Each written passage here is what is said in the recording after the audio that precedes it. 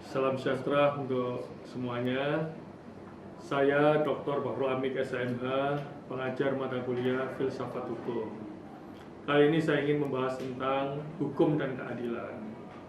Teman-teman sekalian, tentu sudah paham bersama ada 3 tujuan utama, goal dari hukum. Yang terpenting adalah 3. Yang pertama adalah untuk mewujudkan ketertiban. Yang kedua adalah untuk mewujudkan kepastian hukum. Dan yang ketiga adalah mewujudkan keadilan. Nah, tema hari ini saya ingin bicara soal keadilan. Sesungguhnya keadilan itu apa dan bagaimana mewujudkan keadilan?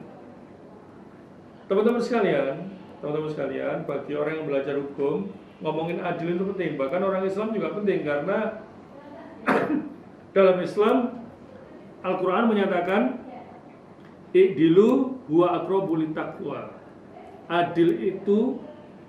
Adillah kalian karena adil itu dekat dengan takwa. Jadi kalau pengen dapat derajat muttaqin, ya mesti berbuat adil, ya. Nah, apa sih sesungguhnya keadilan itu? Ini tujuan hukum yang penting. Dan semua orang hukum harus berusaha mewujudkan keadilan ini. Teman-teman sekalian, keadilan itu sesuatu yang abstrak memang, betul abstrak. Dia memberikan sesuatu kepada yang berhak. Ini keadilan. Nah, tidak diskriminasi, itu keadilan. Tapi bagaimana mewujudkan itu sangat sulit karena memang keadilan itu abstrak. Oleh karena itu, saudara sekalian, ada cara bagaimana kita mewujudkan keadilan. Yang ini ingin saya bagi kepada kalian. Jadi keadilan itu memang sesuatu yang sangat sulit dijangkau. Untuk dapat lebih menjangkau keadilan, ada 2 pendekatan yang bisa kita ambil. Nah, ini yang pertama, recognize injustice. Nah, jadi kalau mau pengen berbuat keadilan, mewujudkan keadilan, kenali ketidakadilan, recognize injustice. Ini penting. Keadilan itu seperti sehat. Sehat itu abstrak. Kadang kita nggak bisa ngerasain diri kita ini sehat atau nggak sehat. Kita baru tahu sehat itu kalau kita sakit. Maka kalau ada orang datang ke dokter mau berobat, dokter tidak pernah bertanya, Anda sehat? Nggak pernah. Dokter bertanya kepada kita, Anda keluhannya apa?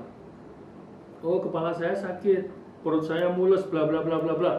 Ketika dokter memberi obat untuk sakit kepala kita, untuk perut kita, dan kemudian hilang sakitnya, itu berarti sehat. Maka untuk mewujudkan sehat adalah dengan menyembuhkan sakit. Maka kalau teman-teman pengen mewujudkan keadilan, pertama adalah recognize injustice, kenali ketidakadilan, perangi ketidakadilan, maka saudara akan mewujudkan keadilan. Contoh misalnya, ketika saudara melihat anak-anak difabel diperlakukan dengan tidak setara dengan yang lainnya misalnya, kemudian akan mudah di hati saudara terus, wah nggak adil nih, nggak fair nih. Maka kemudian ketika saudara buat regulasi yang memberikan kesempatan anak-anak difabel untuk memperoleh hak yang sama dengan yang tidak difabel, itu saudara mewujudkan keadilan. Jadi recognize injustice, perangi ketidakadilan, itu sama dengan mewujudkan keadilan. Cara yang kedua kalau itu masih sulit, cara yang kedua adalah equality, persamaan. Jadi kalau mengenali ketidakadilan masih susah, ini aja deh, berbuat sama aja deh, karena sama itu dekat dengan keadilan. Ya, jadi sama itu dekat dengan keadilan. Apa maknanya, teman-teman sekalian? Sama itu artinya adalah, jadi kalau kalian menjunjung tinggi persamaan itu harus begini. Perlakukan hal yang sama dengan sama, bedakan hal yang berbeda, jangan bedakan hal yang sama, dan jangan samakan hal yang berbeda. That is justice. Jadi sekali lagi, 2 hal berbeda, perlakukan berbeda. Sama, perlakuan sama. Jangan samakan untuk hal yang berbeda, jangan bedakan yang sama. Kalau ada orang yang suka nyari-nyari perbedaan di antara persamaan, itu namanya provokator. Jadi sekali lagi, tolong please orang hukum, wujudkan keadilan. Recognize injustice, Kalau sulit, equal, samakan. Sama-sama, beda-beda.